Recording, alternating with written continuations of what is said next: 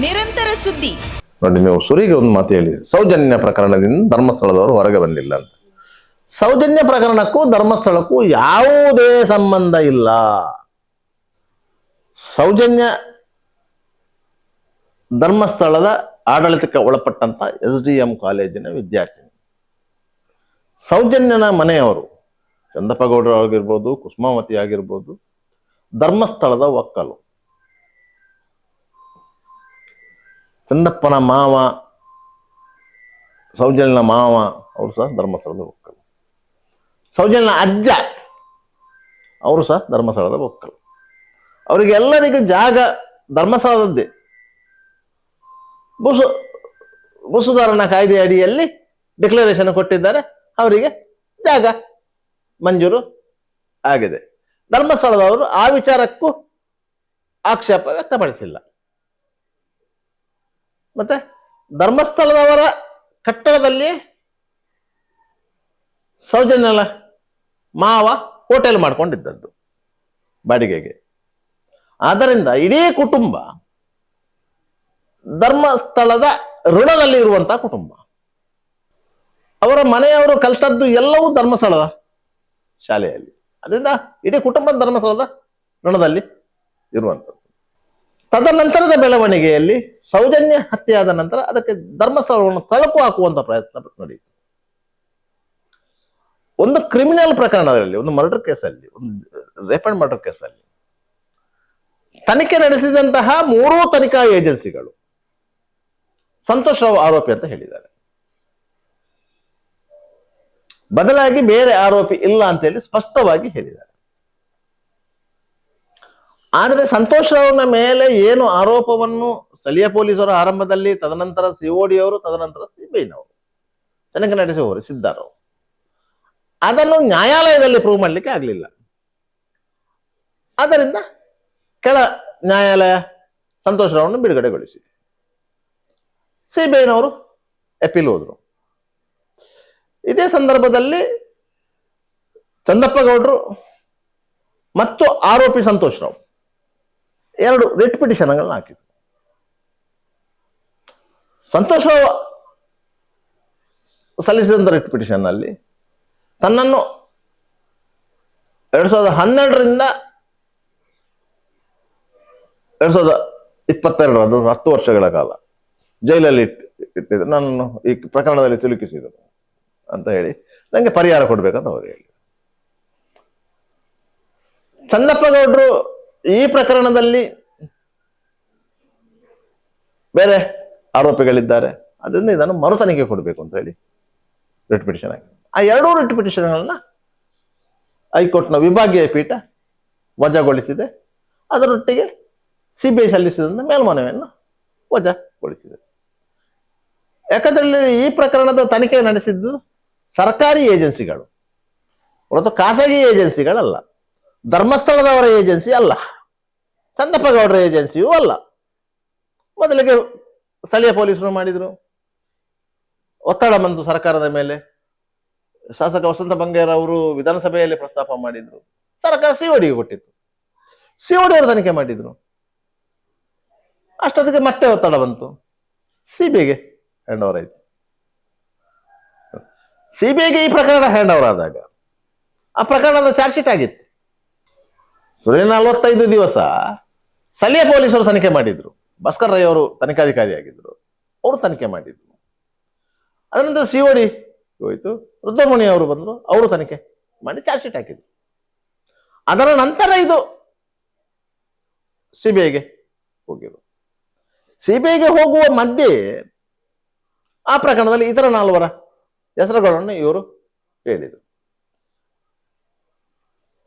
ಇವರು ಸಾರ್ವಜನಿಕವಾಗಿ ಆ ಹೆಸರುಗಳನ್ನು ಹೇಳುವುದಕ್ಕಿಂತ ಮೊದಲು COD ಅವರು ಇವರಿಗೆ ನೋಟಿಸ್ ಕೊಟ್ಟಿದ್ದಾರೆ, ಚಂದಪ್ಪಗೌಡರಿಗೆ ನೋಟಿಸ್ ಕೊಟ್ಟಿದ್ದಾರೆ,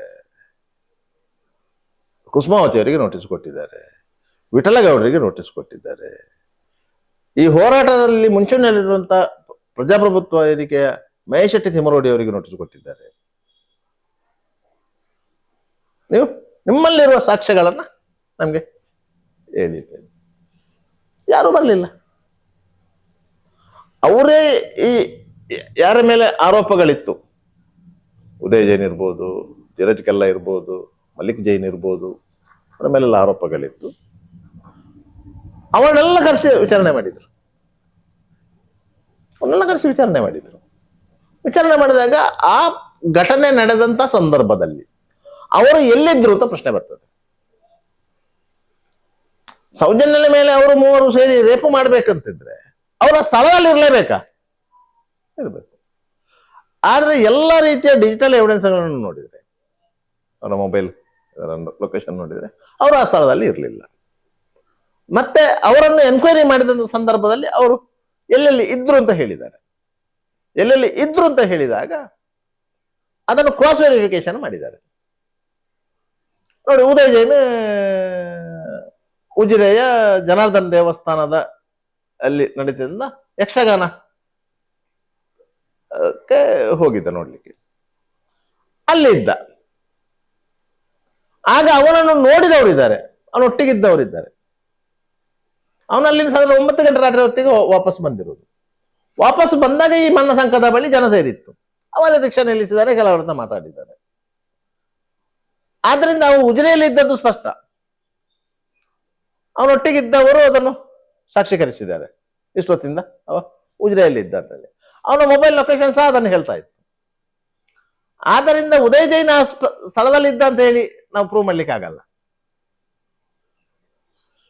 ಅದೇ ರೀತಿ ಧೀರಜ್ ಕೆಲ್ಲ ಅವನ ಪತ್ನಿಯ ಸೀಮಂತದಕ್ಕೆ ಹಾವನ ಕೊಡ್ಲಿಕ್ಕೆ ಅವರ ಬೆಳ್ತಂಗಡಿಗೆಲ್ಲ ಹೋಗಿದ್ರು. ಬೆಳ್ತಂಗಡಿಗೆ ಹೆಣ್ಣೂರಿಗೆಲ್ಲ ಹೋಗಿದ್ರು.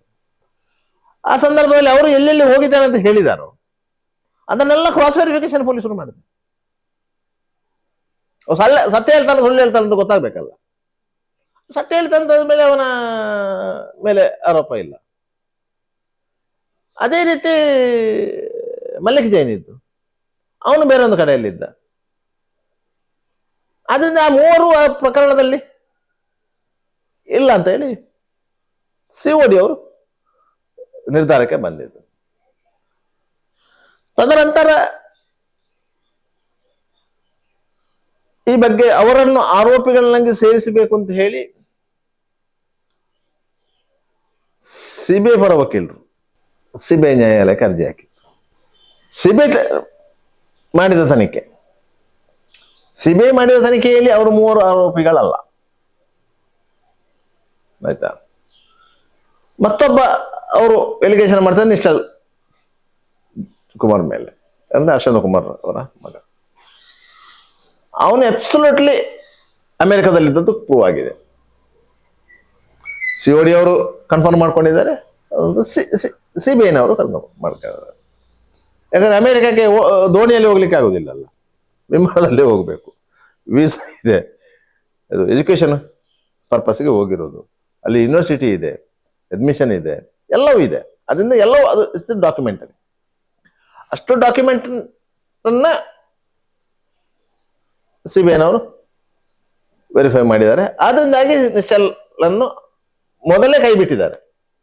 ನಿಶ್ಚಲ್ ಅನ್ನು COD ಅವರಾಗ್ಲಿ CBIನವರಾಗ್ಲಿ ಎನ್ಕ್ವೈರಿಗೆ ಕರೀಲಿಲ್ಲ. ಯಾಕಂತ ಹೇಳಿದ್ರೆ ಅವರು ಧರ್ಮಸ್ಥಳದ ಜನ ಅಂತ ಕರೀಲಿಲ್ಲಲ್ಲ. ಒಬ್ಬ ವಿದೇಶದಲ್ಲಿ ವ್ಯಾಸಂಗ ಮಾಡುತ್ತಿರುವ ವಿದ್ಯಾರ್ಥಿಯನ್ನು ಈ ಪ್ರಕರಣದಲ್ಲಿ ಹೇಳಿದ್ದಾರೆ ಅಂತ ಹೇಳಿದ ಕೂಡಲೇ ಸುರಿಗೆ ಆಲೋಚನೆ ಮಾಡೋದು ಅದನ್ನು. ವಿದೇಶ ಅಮೆರಿಕದಲ್ಲಿ, ಅದೇ ಮುಂಬೈನಲ್ಲಿಯ, ಬೆಂಗಳೂರಿನಲ್ಲಿಯ, ಹೈದರಾಬಾದಿನಲ್ಲಿಯೇ ಅವನು ವಿದ್ಯಾಭ್ಯಾಸ ಮಾಡ್ತಾ ಇದ್ರೆ COD ಅವರು ಅಥವಾ CBIನವರು ನೀವು ನೋಟಿಸ್ ಕೊಟ್ಟು ಕರೆಸ್ತಾ ಇದ್ರು. ಯಾವುದೋ ಸಂದರ್ಭದಲ್ಲಿ ಬಂದು ಹೋಗ್ಲಿಕ್ಕೆ ಸಾಧ್ಯ ಇತ್ತು. ವಿಠಲಗೌಡರು ಹೇಳ್ತಾ ಇದ್ರು ಜಟ್ಟಿನಲ್ಲಿ ಬಂದದ್ದು ಅಂತ ಹೇಳಿ. ಹಾಗೆ ಜಟ್ಟಿ ಹೇಗಿದೆ ಅಂತೆಲ್ಲ ಗೊತ್ತಿರ್ಲಿಲ್ಲ ಕಾಣ್ತದೆ. ಹಾಗೆ ಅಂತದ್ದು ಅಂತೆಲ್ಲ ಸುಳ್ಳುಗಳದ್ರಲ್ಲಿ ಮಿಳಿತ ಆಗಿತ್ತು. ಆದ್ರಿಂದಾಗಿ ಆ ಪ್ರಕರಣ ನಡೆದಿದೆ. ಆ ಪ್ರಕರಣಕ್ಕೂ ಧರ್ಮಸ್ಥಳಕ್ಕೂ ಸಂಬಂಧ ಇಲ್ಲ. ಅದಕ್ಕಾಗಿ ಧರ್ಮಸ್ಥಳದವರು ಅದಕ್ಕೆ ಕೈ ಹಾಕಿಲ್ಲ. ಧರ್ಮಸ್ಥಳದವರ ವಿರುದ್ಧ ಇವರು ಮಹೇಶ್ ಶೆಟ್ಟಿ ತಿಮ್ಮರೋಡಿ, ಗಿರೀಶ್ ಮಠಣ್ಣವರು, ತಮ್ಮಣ್ಣ ಶೆಟ್ಟಿ, ಪ್ರಸನ್ನ ರವಿ, ಟಿ ಜಯಂತ್ ಇಂಥವರೆಲ್ಲ ಎಲಿಗೇಷನ್ ಮಾಡಿದಂತಹ ಸಂದರ್ಭದಲ್ಲಿ ಅವರು ಸಂಬಂಧಪಟ್ಟವರ ಮೇಲೆ ಮಾನನಷ್ಟ ಮೊಕದ್ದಮೆಯನ್ನು ಹೂಡಿದ್ದಾರೆ. ಯಾಕಂತ ಹೇಳಿದ್ರೆ ಶ್ರೀ ಕ್ಷೇತ್ರ ಧರ್ಮಸ್ಥಳ ಅಂತ ಹೇಳಿದ್ರೆ ಒಂದು ಗ್ರಾಮಕ್ಕೆ ಸೀಮಿತ ಆಗಿಲ್ಲ. ಅವರ ವ್ಯವಹಾರಗಳು ರಾಜ್ಯದಲ್ಲಿ, ಆ ಧರ್ಮಸ್ಥಳ ಎನ್ನುವ ಹೆಸರಿನ ಮೇಲೆ ಒಂದು ನಂಬಿಕೆಯ ಪ್ರಶ್ನೆ ಇದೆ. 31 ಜಿಲ್ಲೆಗಳಲ್ಲಿ ಅವರ ಸ್ವಸಹಾಯ ಸಂಘಗಳಿವೆ. 50 ಲಕ್ಷಕ್ಕೂ ಹೆಚ್ಚು ಗುಂಪುಗಳಿವೆ. ಅದರಲ್ಲಿ ಫಲಾನುಭವಿಗಳು ಕೋಟಿಗೂ ಮಿಕ್ಕಿ ಜನ ಇದ್ದಾರೆ. ಸುಮಾರು 50,000 ಸಿಬ್ಬಂದಿಗಳಿದ್ದಾರೆ. ಶ್ರೀ ಕ್ಷೇತ್ರ ಧರ್ಮಸ್ಥಳದಲ್ಲೇ 6,000 ಸಿಬ್ಬಂದಿಗಳಿದ್ದಾರೆ. ಅದರಿಂದಾಗಿ ಒಂದು ಧರ್ಮಸ್ಥಳ ಅಂತ ಹೇಳಿದ ಕೂಡಲೇ ಅದೊಂದು ಇನ್ಸ್ಟಿಟ್ಯೂಟ್, ಒಂದು ಸಂಸ್ಥೆ. ಆ ಸಂಸ್ಥೆಯ ಮೇಲೆ ಆರೋಪ ಮಾಡಿದಂತ ಸಂದರ್ಭದಲ್ಲಿ ಆ ಸಂಸ್ಥೆಯ ಮುಖ್ಯಸ್ಥರಾಗಿ ವೀರೇಂದ್ರ ಹೆಗ್ಗಡೆ ಅವರು ಕೋರ್ಟಿಗೆ ಹೋಗ್ಬೇಕಾಗಿಲ್ಲ. ಯಾಕಂದ್ರೆ ಆ ಪಟ್ಟದಲ್ಲಿ ಕೂತ್ಕೊಂಡು ಅವರು ನ್ಯಾಯಾಲಯದಲ್ಲಿ ನಿಂತುಕೊಳ್ಳುವ ಹಾಗೆ ಇಲ್ಲ. ಅದು ಸಹ ಒಂದು ನ್ಯಾಯಪೀಠ. ಸುಪ್ರೀಂ ಕೋರ್ಟ್ನ ಜಸ್ಟಿಸ್ಗಳು ಬಂದು ಅಲ್ಲಿ ದೇವರ ದರ್ಶನಕ್ಕೆ ಬರ್ತಾರೆ. ಹಾಗೆ ಅಂಥದ್ದೆಲ್ಲ ಒಂದು ಇದೆ. ಅಂದ್ರೆ ಅವರು ಕೋರ್ಟಿಗೆ ಹೋಗುವ ಹಾಗೆ ಇಲ್ಲ. ಆದರೆ ಅವರನ್ನ ಒಳಗೊಂಡಂತ ಒಂದು ವ್ಯವಸ್ಥೆಯ ವಿರುದ್ಧ ಇವರು ಸಮರ ಸಾರಿದ ಸಂದರ್ಭದಲ್ಲಿ ಅದಕ್ಕೆ ಸಂಬಂಧಪಟ್ಟವರು ಕೋರ್ಟಿಗೆ ಹೋಗಿದ್ದಾರೆ. ವಿವಿಧ ಕಡೆಗಳಲ್ಲಿ ಕೇಸುಗಳು ದಾಖಲಾಗಿದೆ. ಅದು ವಿಚಾರಣೆಯ ಹಂತದಲ್ಲೂ ಇದೆ. ಮಹೇಶ್ ತಿಮ್ಮಾರೆಡ್ಡಿಯವರ ಮೇಲೆ ಧಾರವಾಡದಲ್ಲಿ ಕೇಸಾಗಿತ್ತು. ಧಾರವಾಡ ಪೊಲೀಸರು ಬಂದಿದ್ರು, ಅವರನ್ನು ಬಂಧನ ಮಾಡ್ಲಿಕ್ಕೆ ಅಂತ ಪ್ರಯತ್ನ ಮಾಡಿದ್ರು. ಇವರು ಓಡಿ ಹೋಗಿ ತಪ್ಪಿಸಿಕೊಂಡು ಹೋಗಿ ಕೋರ್ಟಲ್ಲಿ ಹೋಗಿ ವಾರಂಟ್ ಕಾಲ್ ಮಾಡ್ಕೊಂಡಿದ್ರು. ಬಾಕಿಯವರ ಮೇಲೂ ಅದೇ ಪ್ರಕರಣ ಇದೆ. Mangaluru court, Bengaluru court, Tumakuru court, Dharwad court, Savadatti court, ಹೀಗೆ ಹಲವು ಕೋರ್ಟುಗಳಲ್ಲಿ ಕೇಸುಗಳಿವೆ. ಯಾಕಂತ ಹೇಳಿದ್ರೆ ಧರ್ಮಸ್ಥಳ ಅಂತ ಹೇಳಿದ್ರೆ ಬೆಳ್ತಂಗಡಿಯಲ್ಲೇ ಕೇಸು ಮಾಡ್ಬೇಕಂತೇನಿಲ್ಲ. ಸಂಘ ಎಲ್ಲೆಲ್ಲೆಲ್ಲ ಇದೆಯಾ ಎಲ್ಲೆಲ್ಲೂ ಕೇಸು ಮಾಡುವುದು. ಜ್ಯುರಿಡಿಕ್ಷನ್ ಅಲ್ಲೆಲ್ಲ ಬರುವುದಿಲ್ಲ ಅಂತ ಏನಿಲ್ಲ. ಆದರೆ ಒಂದೇ ವಿಚಾರಕ್ಕೆ ಸಂಬಂಧಪಟ್ಟ ಹಾಗೆ 10 ಕಡೆ ಕೇಸು ಮಾಡ್ಲಿಕ್ಕೆ ಆಗುವುದಿಲ್ಲ. ಅದು ಒಂದು ಕಾನೂನಿನ ಜ್ಞಾನ ಇರಲಿ.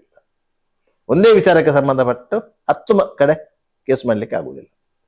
ಬೇರೆ ಬೇರೆ ವಿಚಾರಗಳಿಗೆ ಸಂಬಂಧಪಟ್ಟು ಬೇರೆ ಬೇರೆ ಕಡೆ ಕೇಸ್ ಆಗಿರೋದು. ಕೆಲವರು ಹೇಳ್ತಾರೆ ಒಂದೇ ವಿಚಾರಕ್ಕೆ ಸಂಬಂಧ ಅಲ್ಲಿ ಇಲ್ಲಿ ಎಲ್ಲ ಕೇಸ್ ಮಾಡಿದ್ದಾರೆ ಅಂತ. ಅಲ್ಲ, ಒಂದೇ ವಿಚಾರಕ್ಕೆ ಸಂಬಂಧಪಟ್ಟು 10 ಕಡೆ ಕೇಸ್ ಮಾಡಿದರೆ ಅಷ್ಟೂ ಕೇಸನ್ನು ಒಟ್ಟಿಗೆ ಮಾಡಿ ಹೈಕೋರ್ಟ್ ಆರ್ಡರ್ ಮಾಡ್ತದೆ ಒಂದು ಕಡೆಯಲ್ಲಿ ವಿಚಾರಣೆ ಮಾಡಿ ಅಂತೇಳಿ. ಈ ಅಷ್ಟೂ ಕೇಸುಗಳನ್ನು ಆ ರೀತಿ ಮಾಡಲಿಕ್ಕೆ ಬರುವುದಿಲ್ಲ. ಆ ರೀತಿ ಮಾಡಲಿಕ್ಕೆ ಬರ್ತಾ ಇದ್ರೆ ಇವರು ಹೈಕೋರ್ಟಿಗೆ ಹೋಗಿ ಅದನ್ನು ಆ ರೀತಿ ಮಾಡಿಸ್ತಾ ಇದ್ರು. ಯಾಕಂದ್ರೆ ಧರ್ಮಸ್ಥಳದವರ ಪರವಾಗಿ ಎಷ್ಟು ಮಂದಿ ವಕೀಲರುಗಳಿದ್ದಾರೆ, ಅವರ ಪರವಾಗಿ ವಾದ ಮಾಡಲಿಕ್ಕೆ ವಕೀಲರುಗಳಿರ್ತಾರೆ. ಕಾನೂನು ತಿಳಿದವರೇ ಇರೋದು. ಇಲ್ಲದ್ರೆ ಸೌಜನ್ಯ ಪ್ರಕರಣವನ್ನೇ ಹಲ್ಲ ಹಿಡಿಸ್ಲಿಕ್ಕೆ ಸಾಧ್ಯ ಆಗ್ತದಂತ ವಕೀಲರು ಇರುವಾಗ ಇದನ್ನು ಮಾಡ್ಲಿಕ್ಕೆ ಆಗುದಿಲ್ಲ. ಅದರಿಂದಾಗಿ ಅದು ಸಮಾನ. ಈಗ ಮತ್ತೊಂದು ಶ್ರೀ ಕ್ಷೇತ್ರ ಧರ್ಮಸ್ಥಳ ಗ್ರಾಮಾಭಿವೃದ್ಧಿ ಯೋಜನೆ, ಇಲ್ಲಿ ಬಡ್ಡಿ ವಸೂಲಾತಿಯ ಬಗ್ಗೆ ಹೈಕೋರ್ಟ್ ಆರ್ಡರ್ ಮಾಡಿದಂತೆ. ಎಲ್ಲ ಆರ್ಡರ್ ಪ್ರತಿ ಇಲ್ಲ. ಯಾವ ಹೈಕೋರ್ಟ್ನ ಯಾವ ಬೆಂಚು ಆದೇಶ ಮಾಡಿದೆ? ಇಲ್ಲ, ಹೈಕೋರ್ಟ್ನ ಪ್ರತಿ ಇಲ್ಲ. ಇದು ವಾಸ್ತವ ಏನು ಅಂತ ಎಲ್ರಿಗೂ ಕುತೂಹಲ ಇದೆ. ಹಾಗಾದ್ರೆ ಅವ್ರು ತೋರಿಸುವುದು ಹೈಕೋರ್ಟ್ ಆರ್ಡರ್ ಅಲ್ವಾ ಅಂತೇಳಿ. ಆಗ DG ಯಾಕೆ ಆ ರೀತಿಯ ನೋಟಿಸು ಮಾಡಿದ್ರು ಅಂತೇಳಿ ಈ ಬಗ್ಗೆ ಕುತೂಹಲ ಇದೆ. ನಿಮ್ಮ ಕುತೂಹಲವು ಅದೇ ಆಗಿರಬೇಕು ಅಲ್ವಲ್ಲ? ನೋಡಿ, ಈ ರಾಜ್ಯ ಅಂತ ಇಲ್ಲ, ದೇಶದ ಎಲ್ಲ ರಾಜ್ಯಗಳಲ್ಲೂ ಒಂದು ಸಾಂವಿಧಾನಿಕ ವ್ಯವಸ್ಥೆ ಅಂತ ನಾವು ಹೇಳ್ತೇವೆ. ಅದು ಸಂವಿಧಾನದ ಅಡಿಯಲ್ಲಿ ರೂಪಿತವಾದಂಥ ವ್ಯವಸ್ಥೆ. ಆ ವ್ಯವಸ್ಥೆಯ ಅಡಿಯಲ್ಲಿ ಕಾರ್ಯಾಂಗ ಬರ್ತದೆ. ಕಾರ್ಯಾಂಗದ ಅಡಿಯಲ್ಲಿ ನಿಮಗೆ ಪೊಲೀಸ್ ಇಲಾಖೆ ಬರ್ತದೆ, ಕಂದಾಯ ಇಲಾಖೆ ಬರ್ತದೆ, ಅರಣ್ಯ ಇಲಾಖೆ ಬರ್ತದೆ, ಮತ್ತು ಭೂವಿಜ್ಞಾನ ಇಲಾಖೆ ಬರ್ತದೆ. ಈ ರೀತಿಯ ಇಲಾಖೆಗಳು ಬರ್ತದೆ ಅದು ಕಾರ್ಯಾಂಗದ ಅಡಿಯಲ್ಲಿ. ಮತ್ತೊಂದು ಅಂಗ ಇರುವುದು ಶಾಸಕಾಂಗ. ಅದು ಪಂಚಾಯತ್ ಮೆಂಬರ್ನಿಂದ ಪ್ರಧಾನಮಂತ್ರಿಯವರೆಗೆ ಬರ್ತದೆ. ಎಲ್ಲರೂ ಸಂವಿಧಾನದ ಅಡಿಯಲ್ಲಿ ಬರುವವರು, ವ್ಯವಸ್ಥೆ ಅಡಿಯಲ್ಲಿ ಬರುವವರು. ಮತ್ತೊಂದು ನ್ಯಾಯಾಂಗ, JMFC ನ್ಯಾಯಾಲಯದಿಂದ ಸುಪ್ರೀಂ ಕೋರ್ಟ್ ವರೆಗೆ ಬರ್ತದೆ. ಸುಪ್ರೀಂ ಕೋರ್ಟ್ನ ಫುಲ್ ಬೆಂಚಿನವರೆಗೆ, ಸಾಂವಿಧಾನಿಕ ಪೀಠದವರೆಗೆ ಬರುತ್ತೆ. ಇದು 3 ಅಂಗಗಳು. ಪತ್ರಿಕಾ ರಂಗ, ಮಾಧ್ಯಮ ರಂಗ ಅಂತೇಳಿ ಅದಕ್ಕೆ 4ನೇ ಅಂಗ ಅಂತ ಸೇರಿಸಿದ್ದೀವಿ. ಅದು ನಮ್ಮ ವೈಯಕ್ತಿಕ ಲಾಭಕ್ಕಾಗಿ. ಇದಕ್ಕೆ ಸಾಂವಿಧಾನಿಕ ಮಾನ್ಯತೆ ಇಲ್ಲ. ರಾಷ್ಟ್ರಪತಿಗಳು ಅದಕ್ಕಿಂತ ಮೇಲ್ನ ದಂತೆಯವರು. ರಾಜ್ಯಪಾಲರು ಅಷ್ಟೇ, ಅವರು ಸಾಂವಿಧಾನಿಕ ಹುದ್ದೆಯಲ್ಲಿ ಇರುವವರು. ಯಾಕಂದ್ರೆ 3 ಅಂಗಗಳು ಸರಿಯಾಗಿ ಕೆಲಸ ನಿರ್ವಹಿಸ್ತಾ ಇಲ್ಲ ಅಂತ ಹೇಳಿ ನೋಡ್ಕೊಳ್ಳಿಕ್ಕಿರುವವರು ರಾಷ್ಟ್ರ ಮಟ್ಟದಲ್ಲಿ ರಾಷ್ಟ್ರಪತಿಗಳು, ರಾಜ್ಯ ಮಟ್ಟದಲ್ಲಿ ರಾಜ್ಯಪಾಲರು. ಅದು ಸಾಂವಿಧಾನಿಕ ಹುದ್ದೆ. ಅವರನ್ನು ಪೊಲೀಸರು ಹೋಗಿ ಅರೆಸ್ಟ್ ಮಾಡುವಾಗಿಲ್ಲ, ಪೊಲೀಸರು ಹೋಗಿ ನೋಟಿಸ್ ಕೊಡುವಾಗಿಲ್ಲ, ಅವರ ಮೇಲೆ ಕೇಸು ದಾಖಲು ಮಾಡುವಾಗಿಲ್ಲ. ಅವರ ಮೇಲೆ ಕೇಸು ದಾಖಲು ಮಾಡುವಾಗಿಲ್ಲ. ನೀವು ಪ್ರಧಾನಮಂತ್ರಿಯ ಮೇಲೆ ಕೇಸು ದಾಖಲು ಮಾಡಬಹುದು, ರಾಷ್ಟ್ರಪತಿಗಳ ಮೇಲೆ ಕೇಸು ದಾಖಲು ಮಾಡುವಾಗಿಲ್ಲ, ರಾಜ್ಯಪಾಲರ ಮೇಲೆ ಕೇಸು ದಾಖಲು ಮಾಡಬಹುದು. ಅದು ಸಾಂವಿಧಾನಿಕವಾಗಿ ಸಂವಿಧಾನದಲ್ಲಿ ಅವರಿಗೆ ರಕ್ಷಣೆ ಕೊಟ್ಟಿದೆ. ಇನ್ನು ಈ ಕಾರ್ಯಾಂಗದ ವಿಷಯಕ್ಕೆ ಬರೋಣ. ಯಾವುದೇ ಒಬ್ಬ ಸಾಮಾನ್ಯ ನಾಗರಿಕ ಒಂದು ದೂರು ಅರ್ಜಿಯನ್ನು ಕೊಟ್ಟರೆ ಆ ದೂರು ಅರ್ಜಿಯ ವಿಲೇವಾರಿ ಹೇಗೆ ಆಗುತ್ತದೆ ಎನ್ನುವುದರ ಬಗ್ಗೆ ಸಾಮಾನ್ಯವಾಗಿ 95% ಮಂದಿಗೆ ಅನುಭವ ಇಲ್ಲ. ನೇರವಾಗಿ ಒಬ್ಬ ಅಧಿಕಾರಿ ಹತ್ರ ಹೋಗಿ ಒಂದು ಅರ್ಜಿ ಕೊಟ್ಟರೆ ಅವರು ಸೈಡಿಗೆ ಒಂದು ಶರ ಬರೀತಾರೆ, ಅರ್ಜಿಯ ಬಲಬದಿಗೆ ತನಿಖೆ ಮಾಡಿ ಅಂತೇಳಿ ಮತ್ತೆ ಸೈಡಿಗೆ ಇಡ್ತಾರೆ. ಅದು ಅವರ ಟಪಾಲ್ ಸೆಕ್ಷನ್ಗೆ ಹೋಗ್ತದೆ. ಟಪಾಲ್ ಸೆಕ್ಷನ್ ಅವರು ನೋಡ್ತಾರೆ, ಇದು ಅರ್ಜಿ ಈ ರೀತಿ ಇದೆ, ಇದನ್ನು ಯಾರಿಗೆ ಕಳಿಸಬೇಕು ಅಂತೇಳಿ ಸಂಬಂಧಪಟ್ಟವರಿಗೆ ಒಂದು ಕವರಿಂಗ್ ಲೆಟರ್ ರೆಡಿ ಮಾಡ್ತಾರೆ. ಕವರಿಂಗ್ ಲೆಟರಲ್ಲಿ ವಿಷಯ ಮತ್ತು ಉಲ್ಲೇಖ ಇರ್ತದೆ. ವಿಷಯ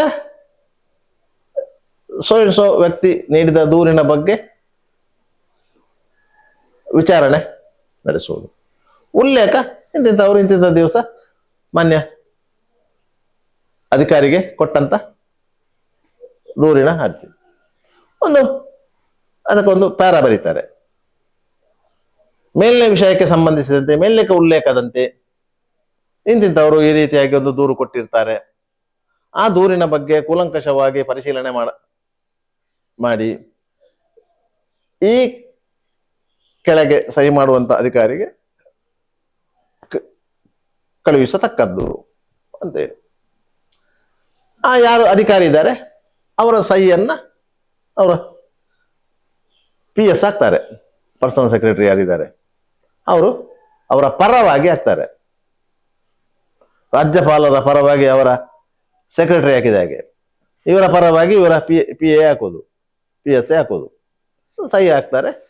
ಅದರ ಒಂದು ಪ್ರತಿಯನ್ನು ಯಾರು ದೂರು ಅರ್ಜಿ ಕೊಟ್ಟಿದ್ದಾರೆ ಅವರಿಗೂ ಒಂದು ಪ್ರತಿ ಕೊಡ್ತಾರೆ. ಇದು ಅರ್ಜಿ. ಇದು ಈಗ ಇವರು ತೋರಿಸ್ತಾ ಇರೋದು ಅರ್ಜಿಯದ್ದು ಯಾವುದು? ಇವರೊಂದು ಇಷ್ಟೆಲ್ಲ ಎಲಿಗೇಷನ್ ಮಾಡಿ ಒಂದು ರಾಜ್ಯ ಪೊಲೀಸ್ ಮಹಾನಿರ್ದೇಶಕರ ಕಚೇರಿಯ ಟಪಾಲು ಸೆಕ್ಷನ್ಗೆ ನೀವು ನೆನಪಿಟ್ಟುಕೊಳ್ಳಿ, ಎಲ್ಲ ಕಚೇರಿಯಲ್ಲೂ ಒಂದು ಟಪಾಲ್ ಸೆಕ್ಷನ್ ಅಂತ ಇದೆ. ಅಲ್ಲಿ ಕೊಂಡೊಂದು ಕೊಡುವುದು ಒಂದು OC ಕಾಪಿಗೆ ಅದರ ಡೂಪ್ಲಿಕೇಟ್ ಕಾಪಿ ಇತ್ತಲ್ಲ ಅದಕ್ಕೊಂದು ಸೀಲ್ ಹಾಕಿಸಿಕೊಂಡು ಬರುವುದು. ಆ ಸೀಲ್ ಹಾಕುವಾಗಲೇ ಅವರು ಅದರಲ್ಲಿ ಸೀಲಲ್ಲಿ ಇರ್ತದೆ. ಪತ್ರ ಒಂದು ಬಂದಿರುತ್ತದೆ, ಒಳಗಿನ ವಿಚಾರ ಗೊತ್ತಿಲ್ಲ ಅಂತ. ಓಪನ್ ಲೆಟರ್ ಕೊಟ್ಟರು ನಿಮ್ಗೆ, ನೀವು ಓಪನ್ ಲೆಟರ್ ಕೊಟ್ಟರು ಆ ಸೀಲಲ್ಲಿ ಇರುವುದು ಹಾಗೆ. ಪತ್ರ ಒಂದು ಬಂದಿರುತ್ತದೆ, ಒಳಗಿನ ವಿಚಾರ ಗೊತ್ತಿಲ್ಲ ಅಂತ. ಯಾಕಂದ್ರೆ ಅವ್ರು ತನಿಖೆ ಮಾಡುದಿಲ್ಲ, ಅವ್ರಿಗೆ ಅದರ ಒಳಗಿನ ವಿಚಾರ ಗೊತ್ತ, ಅವ್ರಿಗೆ ಅಕ್ಷರ ಇದೆ, ಓದಬಹುದು, ಅದೇ ಅವರು ಸೀಲ್ ಹಾಕಿ ಕೊಡುವರು.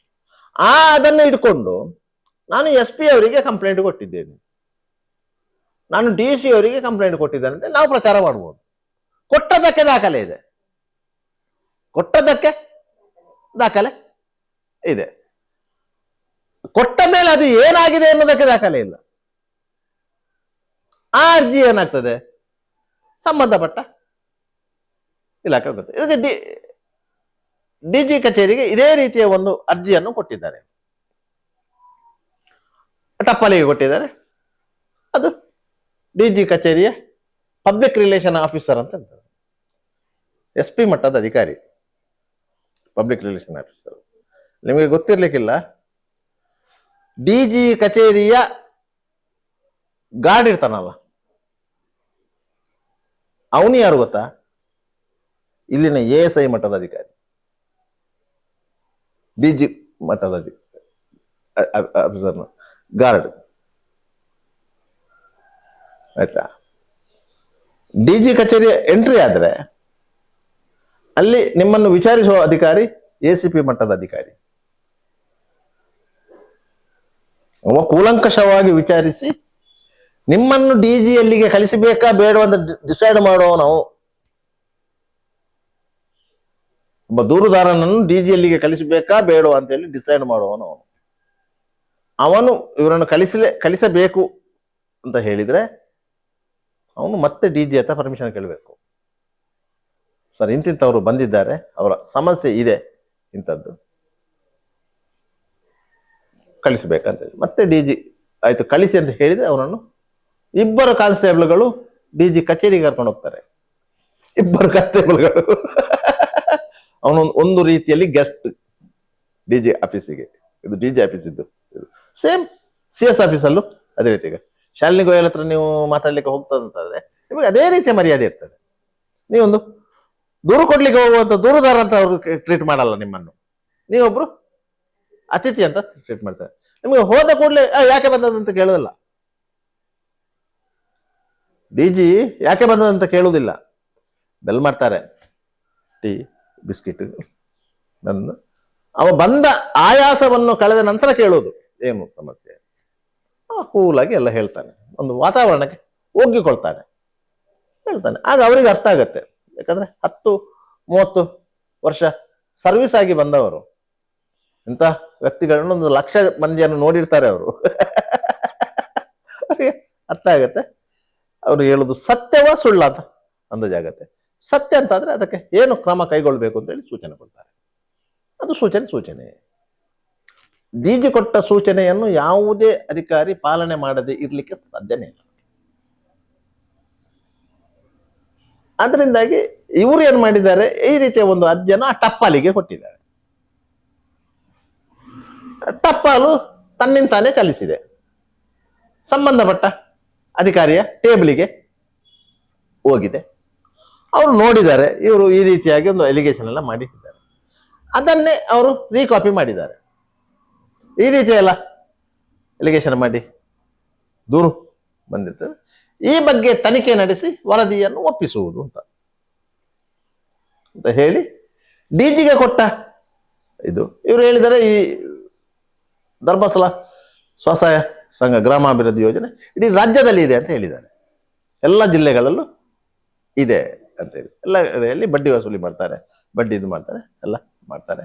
ಇದಕ್ಕೆ RBI ಅನುಮತಿ ಇಲ್ಲ, ಇದೆಲ್ಲ ಇದೆ. ದೂರಲ್ಲಿ ಬರೆಯುವಾಗ ಎಲ್ಲ ರೀತಿಯ ಅಲಿಗೇಷನ್ ಬರೆಯುವುದೇ ಅಲ್ವಾ. ಆದ್ದರಿಂದ ಅದನ್ನೆಲ್ಲ ಅವರು ಕಟ್ ಅಂಡ್ ಪೇಸ್ಟ್ ಮಾಡಿದ್ದಾರೆ.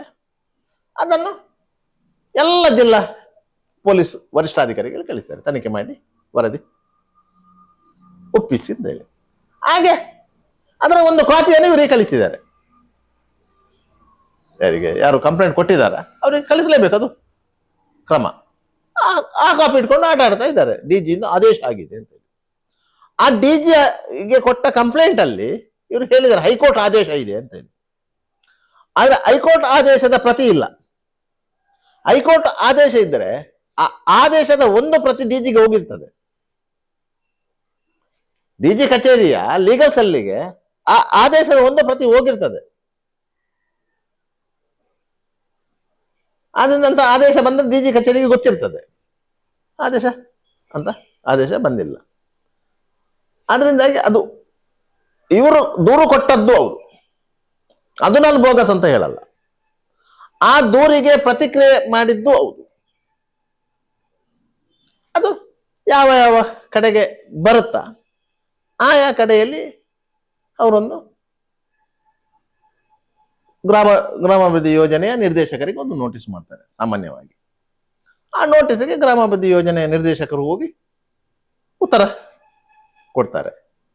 ಅವರು ಮೊನ್ನೆಯೇನೋ ಇಲ್ಲ ಪಶ್ಚಿಮ ವಲಯದ IG ಕಚೇರಿಗೆ ಹೋಗಿ ಅದರ ಸಂಬಂಧಪಟ್ಟ ದಾಖಲೆಯನ್ನು ಕೊಟ್ಟಿದ್ದಾರೆ. ಯಾಕಂದ್ರೆ ಪಶ್ಚಿಮ ವಲಯದ IGP ಅಂತ ಹೇಳಿದ್ರೆ 4 ಜಿಲ್ಲೆಗಳಿಗೆ ಬರ್ತದೆ: ದಕ್ಷಿಣ ಕನ್ನಡ, ಉತ್ತರ ಕನ್ನಡ, ಉಡುಪಿ, ಚಿಕ್ಕಮಗಳೂರು. ಹಾಗೆ ಅಲ್ಲಿಗೆ ದಾಖಲೆ ಕೊಟ್ಟಿದ್ದಾರೆ. ಆ ದಾಖಲೆಯನ್ನು ಅವರು ಆಯಾ ಜಿಲ್ಲೆಗೆ ಕಳಿಸ್ತಾರೆ. ಅದೇ ದಾಖಲೆಗಳ ಆಧಾರದಲ್ಲಿ ಮಾಡ್ತಾರೆ. ಯಾಕಂತ ಹೇಳಿದ್ರೆ ವಾರಕ್ಕೆ ಧರ್ಮಸ್ಥಳ ಗ್ರಾಮಾಭಿವೃದ್ಧಿ ಯೋಜನೆಯಿಂದ ಕಲೆಕ್ಷನ್ ಆಗುವಂತ ಹಣ ಒಂದು ವಾರ, ಯಾಕಂದ್ರೆ ಕೊಟ್ಟ ಸಾಲ ಮರುಪಾವತಿಯ ಹಣ ನಾನು ಹೇಳುದು ಸುಮಾರು 25,000 ಕೋಟಿ ರೂಪಾಯಿ ಕೊಟ್ಟ ಸಾಲ ಮರುಪಾವತಿ ಆಗುವುದು ಒಂದು ವಾರಕ್ಕೆ. ಅಷ್ಟು ಹಣ ಹೋಗಿ ಬೀಳುವುದು ಯಾರು ಸಾಲ ಕೊಟ್ಟಿದೆ, ಬ್ಯಾಂಕ್ಗಳು, ಬ್ಯಾಂಕ್ ಆಫ್ ಬರೋಡಾ ಇರ್ಬೋದು, ಕೆನರಾ ಬ್ಯಾಂಕ್ ಇರ್ಬೋದು, ಸಿಂಡಿಕೇಟ್ ಬ್ಯಾಂಕ್ ಇಲ್ಲ ಈಗ, ವಿಜಯ ಬ್ಯಾಂಕ್ ಇರ್ಬೋದು. ಈ ರೀತಿಯ ಬ್ಯಾಂಕ್ಗಳಿಗೆ ಹೋಗಿ ಆ ಸಂಘದ ಅಕೌಂಟಿಗೆ ಹೋಗಿ ಹಣ ಬೀಳ್ತದೆ. ನಿರಂತರ ಸುದ್ದಿ